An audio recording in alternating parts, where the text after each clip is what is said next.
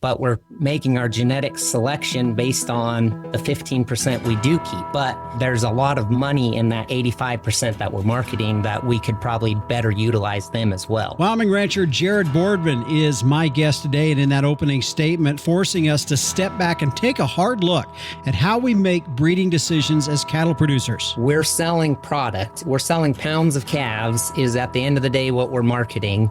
And any way we can increase the amount of pounds we can sell without increasing our input costs is just net profit. Today, it's a business-minded conversation on genetics, terminal versus maternal focus, the technologies in our industry that can provide options, and whether commercial producers are leaving money on the table. That's on this episode of the Working Ranch Radio Show.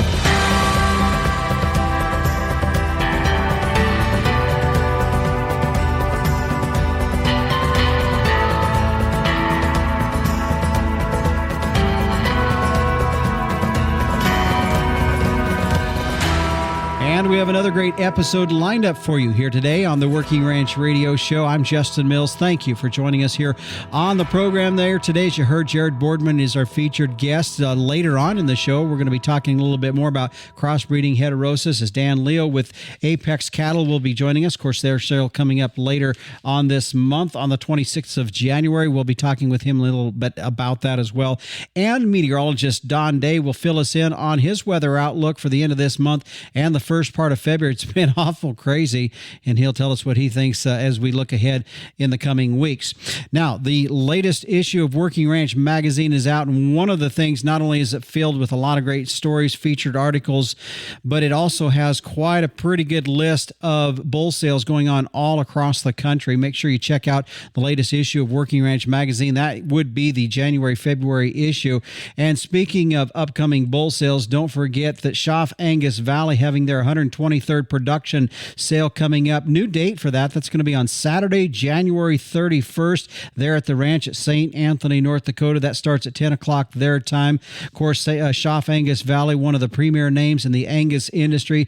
This year selling 550 head of registered bulls and females in that. So make sure you check it out. You can go to their website at schaffangusvalley.com for more information or to take a look at their sale catalog. Again, their sale coming up. Mark this date, Saturday, January 31st. Well, let's turn towards our subject. Joining us here on the program today, good friend of mine. Actually, his dad and my older brother have been friends for many, many years, but our guest today is Jared Boardman.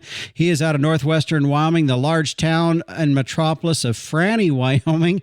Also know they have the ranch down around Thermopolis as well. But Jared, good to have you here today on the Working Ranch Radio Show. Thank you. Thank you. Yep. Franny, the big town of Franny is the technical home base. Okay. That's where you live now. I thought that was the case. So, all right. Well, Jared, as we get into our conversation here today, I prefaced it. I don't know if folks listened to the previous week's show, but I prefaced this week's show by saying, really, the conversation was going to get to the point where, as commercial cow producers or cattle producers in general that are going to be selling calves on the open market, on a commercial market, are we leaving some money on the table? This was a discussion that you and I had, 6, 7, 8, 9 months ago. But I'm going to lay it out there, and I want you to kind of explain a little bit about where our discussion was that day when we were talking about that. Yeah. So if I remember right, we were kind of talking about bulls and some things you were looking for in some bulls. And we just had the discussion about where you kind of wanted to be weaning weight wise and had some discussion about your goals. And then I threw out, for a lot of people, maintaining a regular 15% of your replacement heifers, they ought to be focusing quite a bit more on some terminal and some weight traits, because they're leaving a lot of money on the table if you're kind of a typical one going that way. And in today's market, with what every pound of these things is worth, it starts adding up pretty fast by what you can do in your genetic selection for these terminal matings on increasing some profit there, while still using some of our technologies to do the important part of keeping our replacement heifers suited for our environment. And I think there's ways to do that without sacrificing that maternal ability, but really pushing some of our terminal matings to increase profit. Well, Jared, after we talked, I've thought a lot more about that discussion that we've had because, in our operation, while we've been on a fast track of trying to grow our herd numbers, keeping a lot of replacements back way above average, I could also see the validity in what you were talking about and the fact that if you are a producer out there that's not keeping a majority of your heifers back and potentially looking at them as a replacement quality, you're kind of holding your herd's productivity hostage by using maternal bulls. And again, nothing against maternal bulls because we do need them, but holding the entire profit of our calf crop somewhat hostage by focusing on maternal bulls that while they do make good females, they also make maternal focused bull calves that we turn into steers. Yeah. Yeah. And on your show, you do a great job of talking about the business side of it and things like that and the grazing side of it. And it's just, my analogy is you've never had a guy on talking about marketing who said, when you go to your bank, you should make all your decisions based off of 15% of what you project your dollars to be. Or any guy that came and said, when you're monitoring grass on your ranch, if you just focus on 15% of it, the other 85% is going to, we don't do that anywhere else, but a lot of times in our genetic selection, we do that very thing. Most people keep 10 or 15% of their herd as replacement heifers and sell the remaining 85%, but we're making our genetic selection based on the 15% we do keep, which is a very, like you said, there is certainly a place for that because that's our factory. We have to pay attention to those 15%. They're our future, but there's a lot of money in that 85% that we're marketing that we could probably better utilize them as well. Yeah. Before we start here, Jared, you mentioned that you kind of have some calculations, some math. Work us through just some math numbers that you put together in this. And then from there, I think we can go into some other directions with this. All right. So for easy math, we'll figure a cow herd of 100 head, a total cow herd of 100 head, and that we'll say we're stocked and we're not growing, we're just maintaining 100 head cow herd. Mm-hmm. And so most people would say we're going to select 15 replacements. That'd be 15% to kind of help maintain that cow herd in there.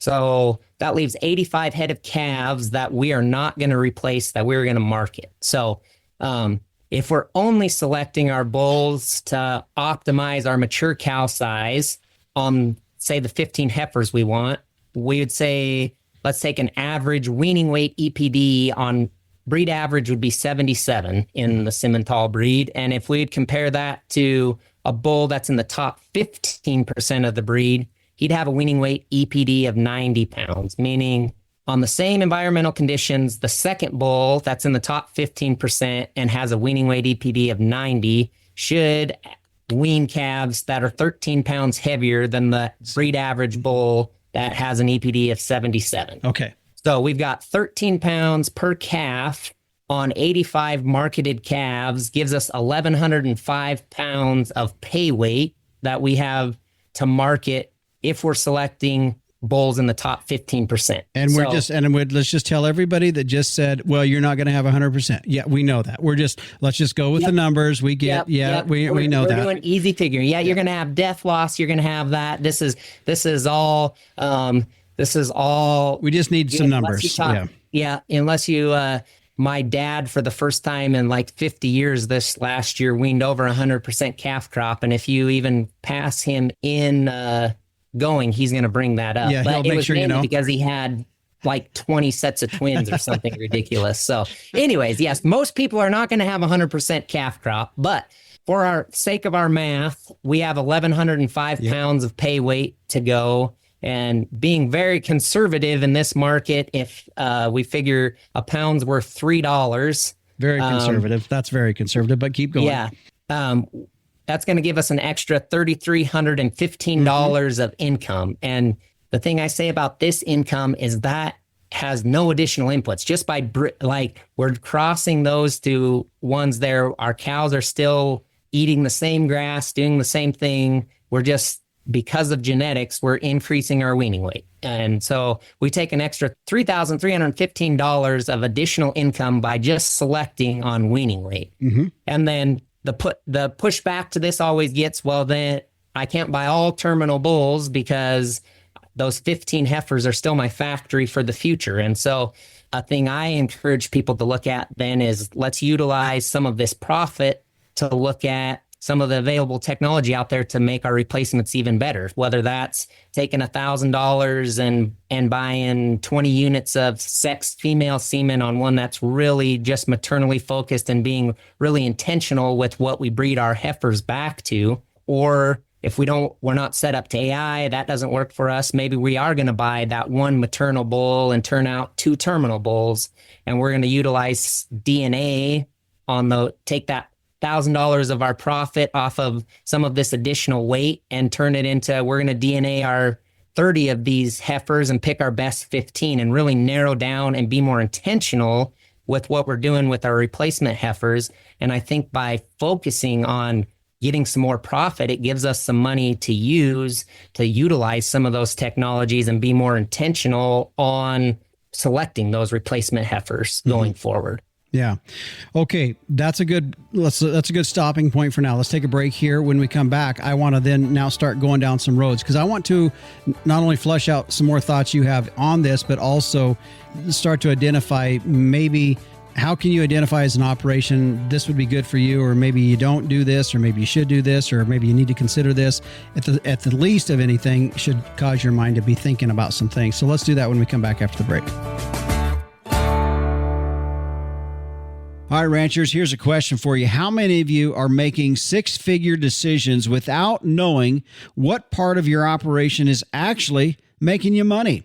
You know, when you got various different enterprises you're looking at and you're juggling things like maybe a cow-calf enterprise or a yearling outfit or backgrounding or a haying outfit or custom grazing, then you throw family partners in, all of that. I can tell you spreadsheets and QuickBooks won't show true profitability or even keep inventory straight. With Ambrook, you're going to get real-time enterprise level clarity. And what I mean is cost per head, per acre, or per enterprise, plus ag-specific inventory management for feed, inputs, and livestock. You can tag transactions right there on your phone and get same-day balance sheets and instantly see what's profitable and what's bleeding you dry.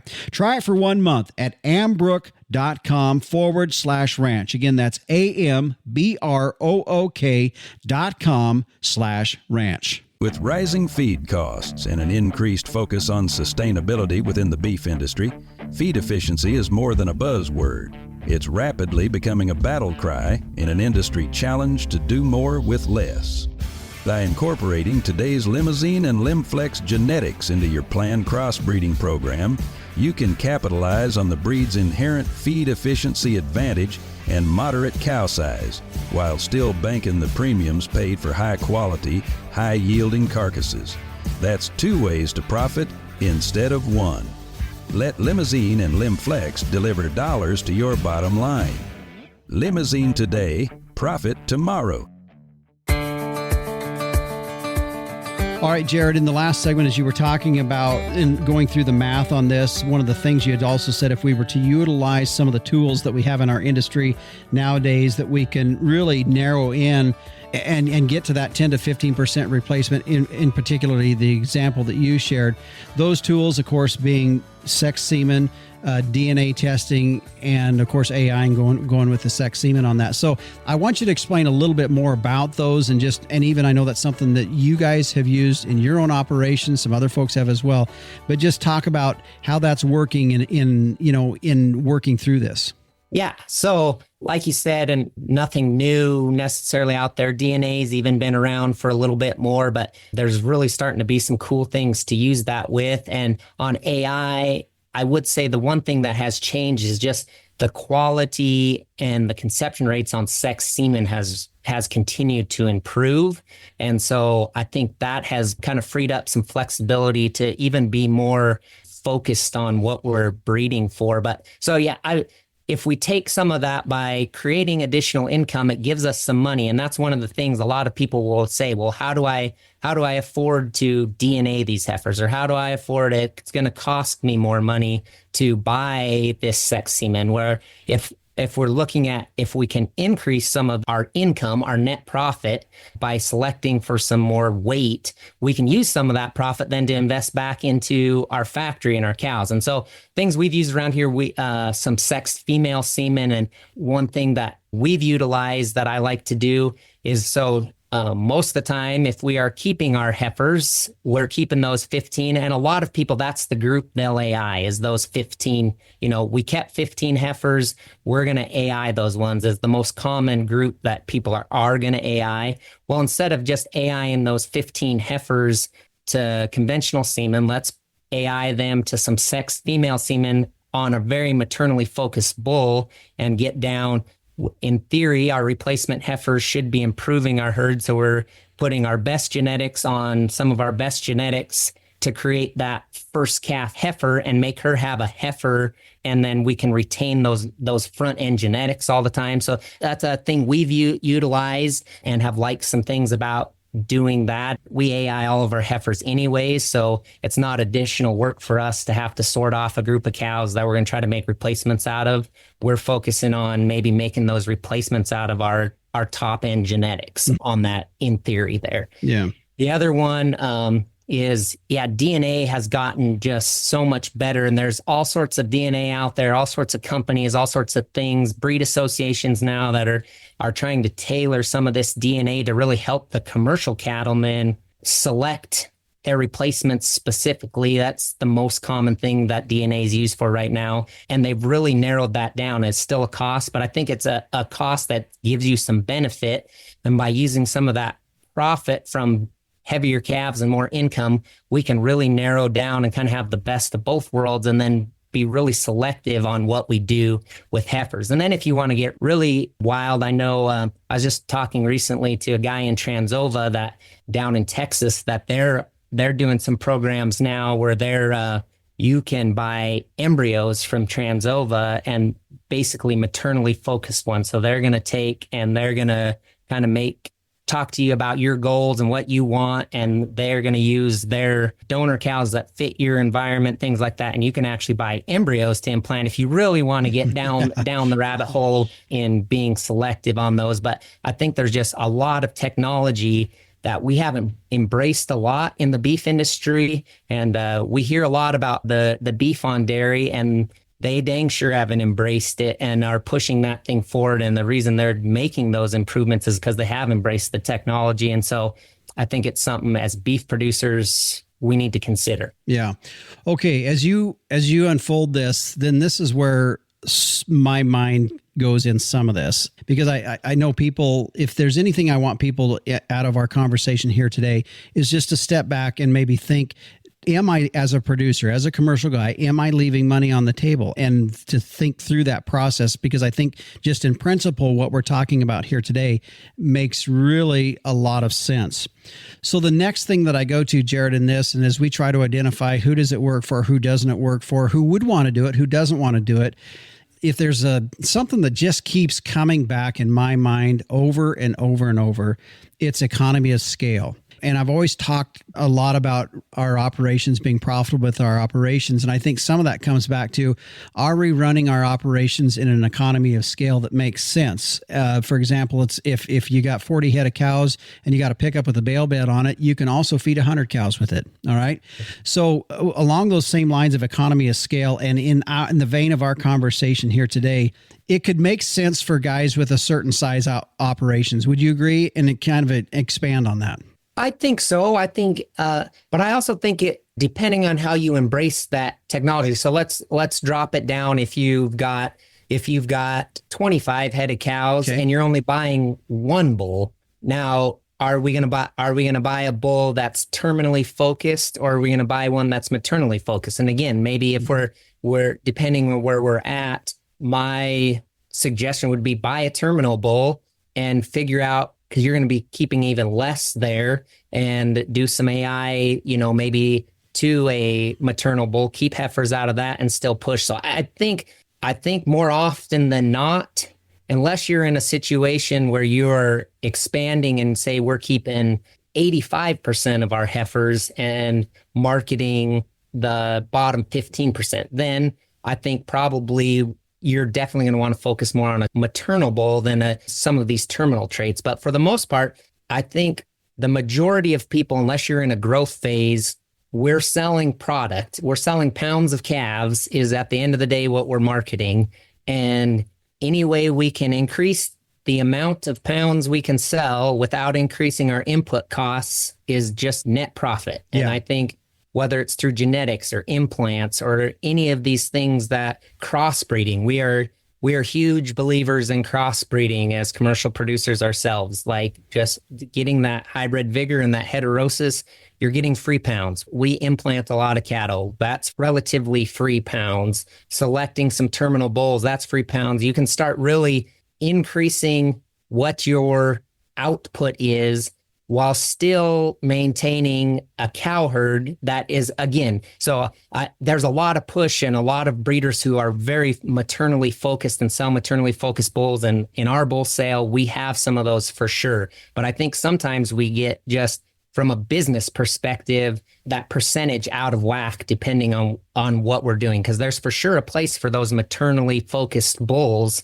in the industry, because that's our factory. We need to for sure focus on that. So I don't want anybody to think like, oh, they over there, those guys don't care anything about maternal, because we spend a lot of time focusing on our cow herd and making one that's profitable for our environment. But for the most part, we're not keeping even half of our herd, and we're marketing more than it. And so in order to increase our profit, there's some things we need to do. So I honestly think putting some terminal pressure on your bull selection, no matter your size, is a profitable decision. Mm-hmm. Yeah. Well, and not to rehash the same question I asked, because you're right. When you kind of called me out on the fact that, maybe it's not really the size of operation that matters. It's maybe where you want to go, And if you really want to analyze and look at our discussion point here today and the point we're trying to get across, you will look for ways that where you could maximize that dollars with a terminal focus, yet at the same time, let's do the maternal route on the things that we know we're going to replace. Because as you answered that, I kind of felt a little stupid, because I'm like, you're right. It doesn't matter really the size of operation that you are. I realize certain sizes you could say, well, if I'm I always think in terms of like 30 head, and then I start thinking in terms of pot loads. But along those baselines, you start thinking that frame of mind, and that kind of fits any size of operation that's out there in the countryside. So with that in mind, I think, really, as you said, it really doesn't matter what size of operation. If this is something you can really do, and there might be a group of cows, you can say, well, I'm this size of operation. Here's 30 cows. I can go buy a maternal bull. And if you want to do it that way or whatever. So there's a lot of different ways, I guess, to skin the cat, don't you think? Yeah, I think so. And with DNA, even if you can't sort those, if we go back to our 100 cow head or our 100 cow herd, depending on who you talk to, some guys may run 3 bulls with 100 cows. Some may run 4 bulls. Say you run 3 bulls, I'd say buy one, and you don't want AI, you don't want to do anything, go somewhere and put some selection pressure and select a maternal bull, and then select 2 terminal bulls and turn them out together.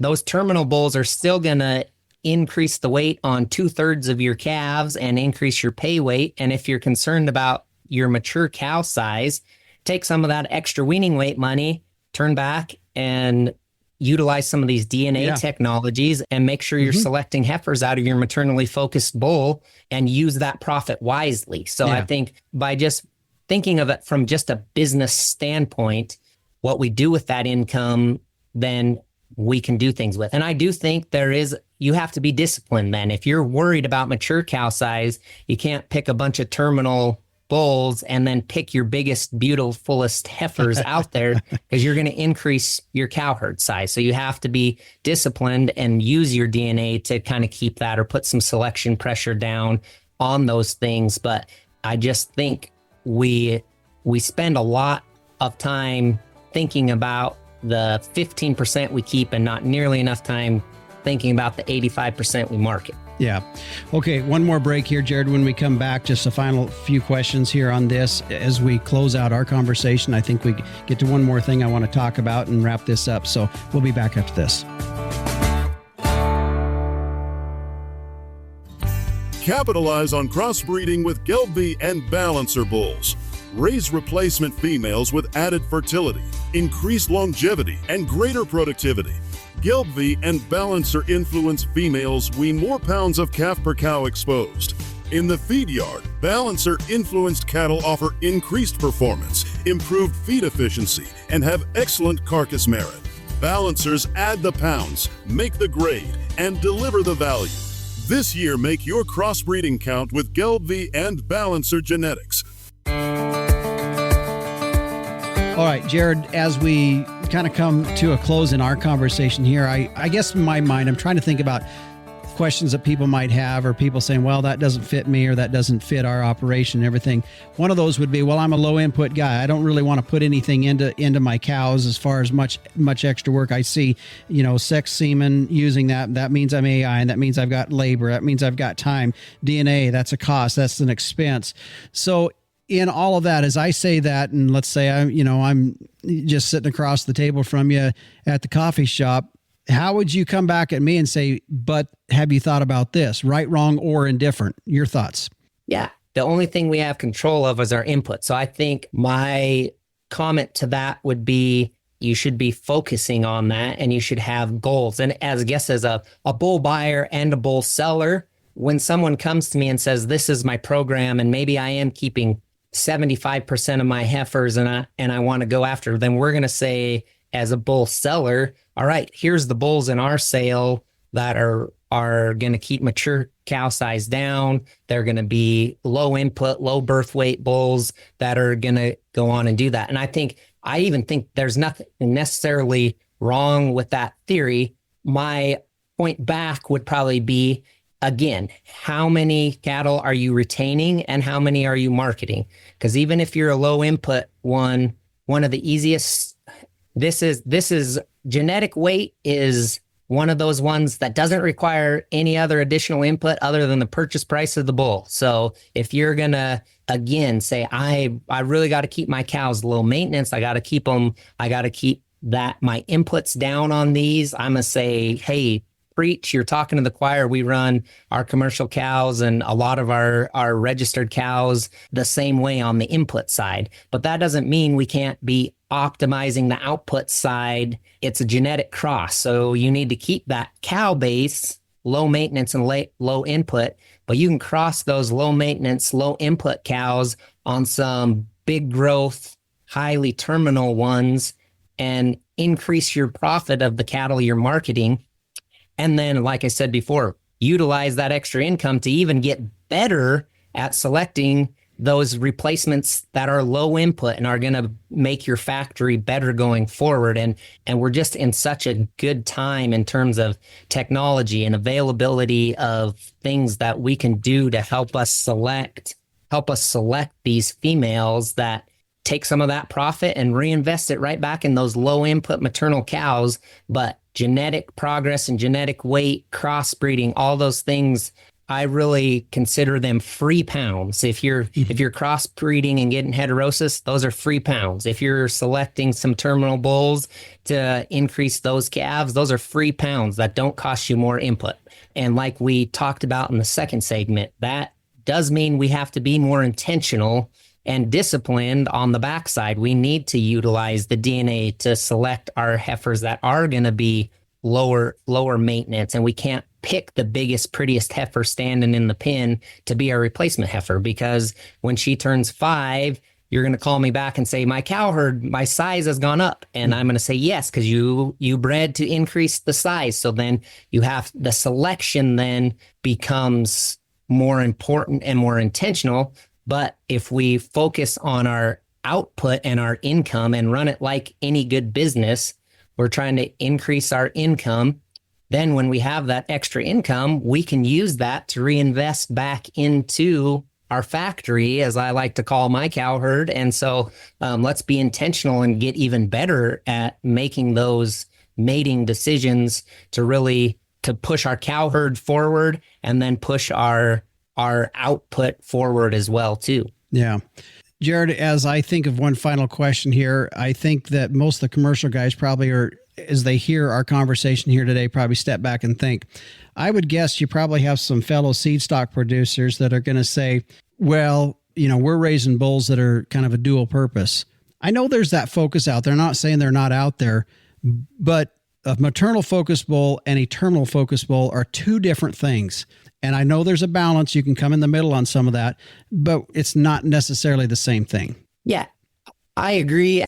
There is extremes that we probably get to that are kind of out of bounds, maybe on how they are. But I do think that even looking at it in our first example, we talked about, selecting a bull in the top 15% versus the bottom or at the breed average. I mean, you can move that down if you're not comfortable. You've been selecting bulls in the 80th percentile. Maybe we bump that to the 50th percentile. But I just think genetics are a good way to add pounds without increasing our inputs. It's one of the free ways to do that. And so I think there is. And if you're a guy who is kind of that way, but again, I think as a bull buyer and a bull seller, we can handle all of those things. If you have a goal in mind and you say, hey, I want just to kind of be down the middle with all of these bulls, and that works for me, I'm not here to tell you how to run your operation. We can go that.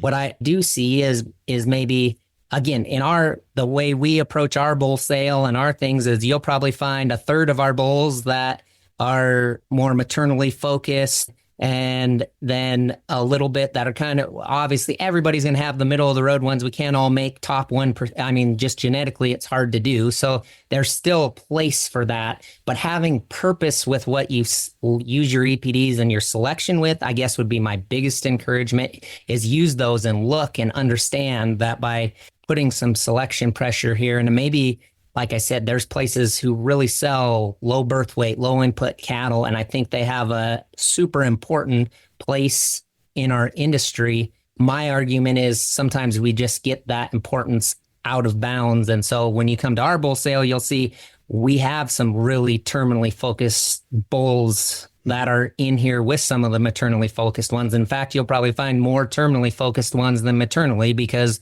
we feel that's kind of a typical balance there. So I think it's important, whoever you source your bulls from or your genetics from, whether you AI or just turn out bulls, I think just being intentional with your selection is super important. And thankfully, we live in a time where I don't think you've had more tools to help you be intentional in your selection than we do today, and we just need to embrace some of those things and use them to our advantage. Yeah, you bet. Okay, I've got two more things for you before you head out here. What is a podcast or a book that you listen, read, or input source back into you that you have used that's made, or recently read or listened to, that has made an impact in your, as a rancher yourself, in your business as a rancher? Gotcha. Well, obviously, other than the Working Ranch radio now you're show, sucking up.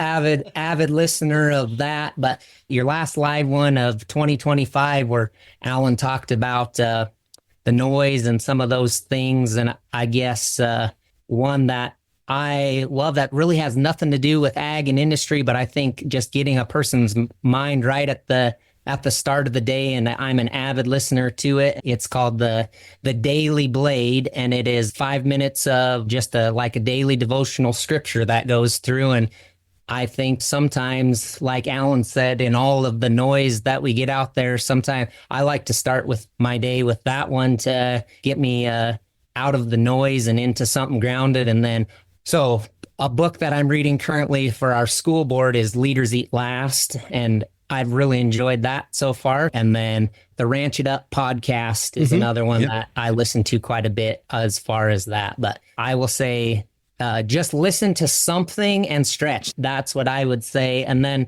an extra hack that a guy that I listen to that I haven't tried yet, so I'll have to report back, but he says the hack to get better is you got to listen to them at 2 times the speed so you can listen to twice the content. I haven't got quite that way yet, but I love listening to all sorts of podcasts and I'll report back to you on what the 2 times speed is okay. like if I All can right. keep my mind around it. Yeah. Okay. And real quick before we head out, I know you have your Wishbone Simmental, you have your seed stock sale coming up on the 27th of February. Just a real quick date of that and how folks can get more information. Yeah. So our annual sale, February 27th in Franny, Wyoming. You'll have to find a map to get to Franny, Wyoming, but it's just here at the place, and we'll have 50 plus bulls for sale. Everything we've got we're a crossbreeding group. So we got everything from some purebred Angus bulls to some purebred Simmental bulls. And then the majority of that will be kind of some composite in between there. We'll have a few registered bred heifers on there. And then if you're in the market for some commercial replacement quality heifers, there'll be about 50 of those on there too. And you can find me on Facebook or find Wishbone Simmental on Facebook. And then if you can't make it in person, Live Ag will broadcast the sale, and you can bid and view all the videos up there. Okay. All right. Well, Jared, good conversation. I think the point of the whole thing was just reevaluating your breeding program. Not to say anybody's right, wrong, or indifferent, but you need to think through this. And I think you put out some very good points I know for myself, really causes me to kind of step back and think about and appreciate the conversation here today. All right. Thanks, Justin. I appreciate it. You bet. And again, that was Jared Boardman joining us here today on the program. He is up out of Franny, Wyoming. If you're not really quite sure where that's at, well, it's about a stone's throw from the Montana border there in northwestern Wyoming. A great conversation here today. You know, he was mentioning heterosis a little bit in our conversation. We're going to talk more about that with another guest joining us after the break. Calving season is a favorite time of year, but along with that special time are dangers, extra stress, and increased labor. Safety Zone calf catchers are all about safety and making processing new calves easier. Designed for ATVs or UTVs, one person can do the job and never be threatened by the protective mother cow. Make this and every calving season safer and easier with a Safety Zone calf catcher. Watch videos and customer testimonials or order yours today at safetyzonecalfcatchers.com or call 877-505-0914. Affordable and made in the USA. Make your upcoming and all future calving seasons safer, easier, and stress-free. Durable and designed to work anywhere you can drive your ATV or UTV. Order online at safetyzonecalfcatchers.com or call 877-505-0914 today. And joining us now here on the Working Ranch Radio Show is Dan Leo. He is with Apex Cattle. We'll be talking here in just a little bit about their upcoming sale that'll be taking place. But Dan, as you and I were talking before we started here today, and I think it jives a little bit with our previous conversation with our guest here. And one of the things you mark yourself as America's Heterosis headquarters. And I think one of the things that's interesting, I asked you before we started here today, you know, what's something that you're kind of really thinking about? And you just made a comment about the fact that, you know, we're really seeing people really coming to grips and really understanding the power that heterosis has when we start looking at, you know, our breeding programs, especially for these commercial outfits. You know, I think that's really right. You know, heterosis, you know, for a long term, maybe a lot of people didn't really understand it, and they probably related it more to like the black baldies in our industry. But we're involved, of course, in the Sim Angus business, which, you know, we feel combines two of the best breeds out there in our industry.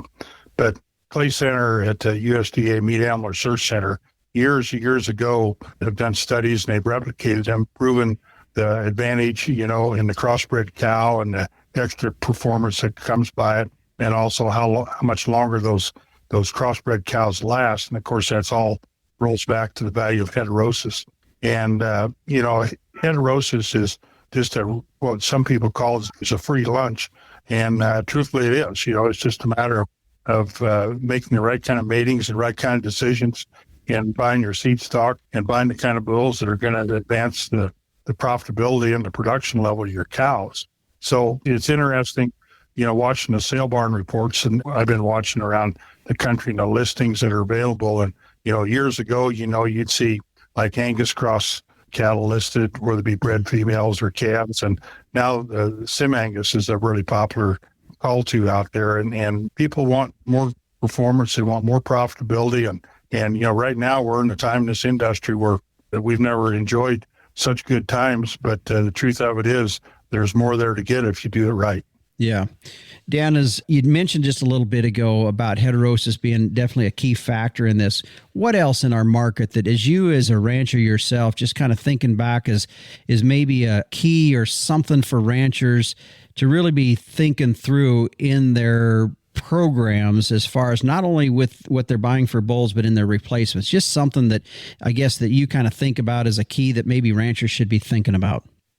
Well, one of the obvious things out there in our industry is we all like quality, and most people can recognize good quality. Mm-hmm. But EPDs are a real driver today and a real roadmap to where people can take their programs. And frankly, if they're interested in adding calving ease, if they want more performance, want better females, want better carcass traits, they can zone in on any one, or that in itself, to me, has just been a game changer in this whole industry. Yeah. We watch our customers buy their bulls, Justin, and it's pretty interesting. The ones that want to buy high growth bulls, they'll find those bulls in our catalog, and those are the ones they're after. The ones that are after calving ease or high marbling bulls, they can find those too. Yeah. I want to talk about your sale coming up. It is a bull and female sale. It's going to be the 26th of January. That is a Monday at 12:30 your time there at the ranch there at Dannenbrog, Nebraska. Let's talk a little bit about some of the sire groups or the offerings in there. And again, let's talk bulls first. We can get into some replacements after that.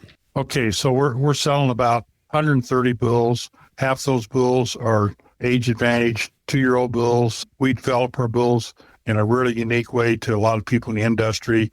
When people see the feet on our bulls and the condition and have the experience the way they hold up, they understand that we do it the right way. Our yearling bulls, there are some new generation genetics, and that we try to give our customers. We have about 80% of our buyers that buy our bulls are repeat customers, so it's important that we continue to roll generations and stay in front of them genetically.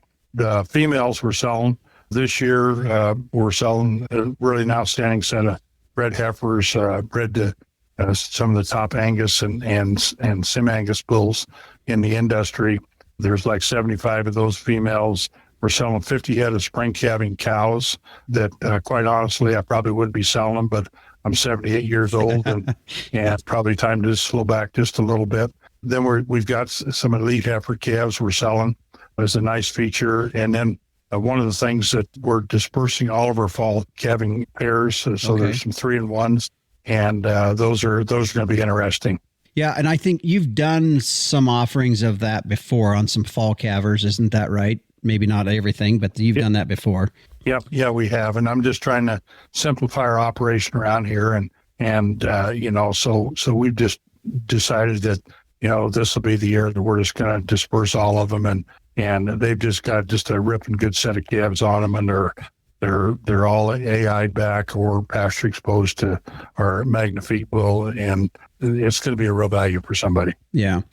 Dan, you and I were kind of philosophizing, if that's a word. I think I've used that before, and I've said the same thing. I'm not sure if that's a word or not, but having a philosophical discussion a little bit ago about just the industry in terms of size of cattle that's coming forth, and are we going to see any changes in there? And one of the things that you had mentioned, the fact that you still like moderate sized cattle, but you like cattle that have that ability to grow, and as you had mentioned just a bit ago, if somebody's really wanting to find something from a genetic standpoint that's going to be a very terminal focus, there's that ability to do that. But at the end of the day, it's still cattle that can function in a lot of different environments. And that's one of the focuses that you've talked about has been really important in your operation. Yeah, for us, we wanted cattle that pretty much can do everything. And we've never really been focused on just one single trait. And we think it's important for us and also important for our customers. But as far as our cows, we like cows that are moderate frame, they're easy flesh, and they're very good uddered. We expect our 2-year-old heifers to produce right with their mothers. Fertility is a very important thing to us in our program. And so, all those things are vital to people on bottom line profitability in the industry. And as far as where the industry is going with size and this type of thing, there's probably a little bit of a trend line to make some of these cattle a little bit bigger, but I think we can do that with bulls and make sure our females fit our environment and the bulls that our customers buy fit their market. Yeah, that's a good way to put it. In our conversation, since we've been talking, you have mentioned a few things that I think are important. You mentioned feet and legs earlier. You mentioned fertility just a bit ago. Boy, those are two elements within a program that I think are super critical. And when I hear you talk about that, I think those are two elements that really make a difference in terms of the profitability that comes back to ranchers. I think you're really right. One of the things that we've been in the business, selling bulls for, probably close to 50 years. And, we've learned a lot about bull development and how you feed them. And the one thing that's very important to us, that we just don't feed these bulls that hard. We want our bulls to stay sound. We want them to be structured really well. And longevity, whether it be a bull or a female, is really, really important. And we tell people that one of the real tests is what the feet and legs look like on our 2-year-old bulls. That'll tell you an awful lot, because one of the things that concerns me in this industry is a lot of people are pushing these yearling bulls way, way too hard, and they're essentially feeding the feet right off of them. And that may be good for sale day, but 2, 3, 4 years down the road, it's going to be a major detriment. Yeah. Okay, let's hit the details of the sale coming up. We've talked about what you got in the offering this year. That sale for Apex Cattle coming up January 26th. As I said earlier, that is a Monday, 12:30 there at the ranch, Dannenbrog, Nebraska. What are some other details? I know it's going to be carried on Live Ag as well, but what are some other details folks need to be aware of? Well, of course, a lot of your listeners know our main bull auctioneer, Joe Goggins. We think he's one of the great ones in the industry. And Jared Shipman sells our females for us. And another good friend, we've got a nice warm facility here. All of our cattle are going to be on display. The cattle will sell by video, but we like to have people walk through our pens out here and just see the demeanor of our cattle and see the condition they're in. All right. And if they want a sale catalog or to look online at what you got there, how can they do that? The easiest thing is go to apexcattle.com. You can access the videos. The sale catalog is online. We've got data spreadsheets that you can sort those up for any particular traits you might be interested in. We've also got a lot of detailed information in our sale catalog. And one other thing is we offer nationwide delivery assistance. Cattle within 500 miles, bulls are all delivered free. And we're here in business to help our customers stay in business longer and make more money. You bet. Well, Dan, thanks for joining us here today. Good luck on your sale coming up here. It's a great time in the industry right now, and good to visit with you again. Yep. Thanks, Justin, for all you do. You bet. And again, that was Dan Leo with Apex Cattle. They're having their bull sale coming up on the 26th of January. If you want to get their sale catalog or find out what they have going on there, you can go to their website at apexcattle.com. Meteorologist Don Day coming up next as we take a look at the long-range weather.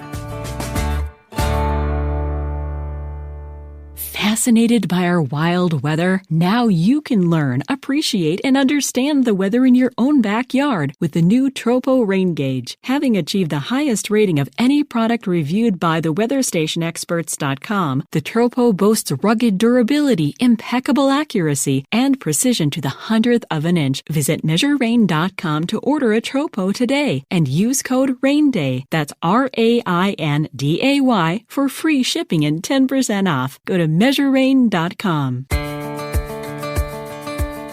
Today's Long Range Weather brought to you by Long Range Epronamectin, the first and only injectable dewormer that can deliver up to 150 days of extended parasite control in just one single dose. To find out more, their website is longrangedewormer.com. Well, as we turn now and take a look at our long range weather, joining us is meteorologist Don Day. And Don, as we look in the short term, meaning the next from here till the next 7 days out or so, a lot of different changes in our weather. With that in mind, I guess the next thing is there going to be much precipitation with things as we look about a week out from today? There really won't be. And the reason for that is when we get these true Arctic air masses, meaning they're originating in Canada and the higher latitudes and coming south, that is a naturally very dry place. So when you get these Arctic outbreaks, to make it snow, you need moisture out ahead of these fronts. And we're going to see some snow, especially in the Great Lakes, but those Great Lakes snows will be generated by, well, the lakes, where open water is still available to help produce heavier snowfall in the lee of the lakes. But once you get into the Midwest and Corn Belt and Southern Plains, we're generally talking about light snows. When the Arctic air does get to the Gulf Coast, we will see some rains and, yes, even some snows in some of those far southern areas and along the mid-Atlantic. But this is not the recipe for a really wet pattern. It's more cold than wet. Now, I will tell you this. What'll sometimes happen this time of year after the Arctic outbreaks, there's a natural response of the atmosphere when it starts to warm up to get into situations that may be better at producing precipitation, but it would have to happen after these Arctic outbreaks. Okay. Well, that kind of leads me to my next question.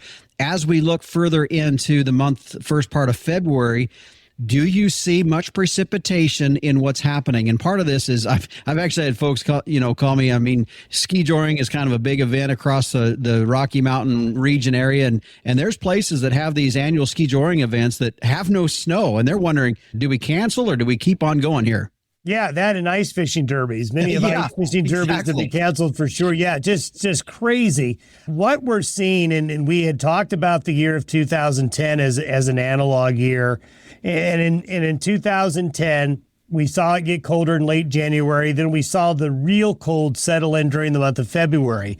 We do have some forecasting tools, we call them weeklies, that come out from the Canadian model and the European model. And they're suggesting that indeed there may be a little bit of up and down for the rest of January with some cold periods and a warm up and a cold period, and then some colder weather coming in during the month of February and into more of the central and western United States. The models see it. That's what the analog happened in 2010. So there's some justification to think that that's what's going to happen. When it comes to precipitation, the answer would be, yeah, there should be some better precipitation chances with that, including lower elevation snows where there's been very little so far, especially in the western, central plains and into the interior west, which has been dominated so much by high pressure this winter. Yeah, and I think that's even as a ranch side of things. I mean, we're all looking at that. I know, there's some guys, some of the registered and purebred outfits start calving a little bit early, so they're looking at this February month because it's been really unseasonably nice. And so are we just going to get the hammer here in February? Well, there is historical precedent for the February hammer. Let's put it that way. Okay. And, you can only hold back winter so long, and it's very rare to see a winter season completely be dominated by one factor from beginning to end. From what we're seeing is that especially the February timeframe, we do have indications that you do need to be prepared for that. So it's really hard to go winter wire to wire with what we've had. Eventually, Mother Nature evens things out. Yeah, very good. All right, Don. Well, I appreciate the update. I know you're on the road here this week, and we look forward to talking to you next week. Sounds good. And again, that is meteorologist Don Day with a look at our long-range weather. And if you want to tune in each and every morning to his daily video podcast to see what he is seeing across the country for the upcoming weather, you can go to his website at dayweather.com. And from there is also a link to his YouTube channel. Today's long-range weather brought to you by Long Range Epronamectin with 150 days of extended parasite control in just one single dose. Find out more at longrangedewormer.com. It's more than a convention. It's where the cattle industry comes together. CattleCon 2026 is heading to downtown Nashville, February 3rd through February 5th. Gain insights from top cattle industry experts, connect with fellow producers, and take part in shaping the future of our business. Plus, world-class entertainment and inspiring keynote speakers. Whether you're there for the business, the education, or the good times, CattleCon is where it all comes together. Register today at convention.ncda.org. Hey, speaking of the upcoming 2026 Cattle Industry Convention that's coming up in Nashville, Tennessee, the first week of February, if you're there and visiting the trade show, make sure you stop in and say hello to all of us here at the Working Ranch Magazine and Working Ranch Radio Show. We will be at our trade show booth, looking forward to being there and meeting a lot of folks as well. Well, the Working Ranch Radio Show is a production of Working Ranch Magazine, branded #1 by America's Ranchers. I'm Justin Mills. Thanks for joining us. And until next time, keep your chin down and your mind in the middle. So long.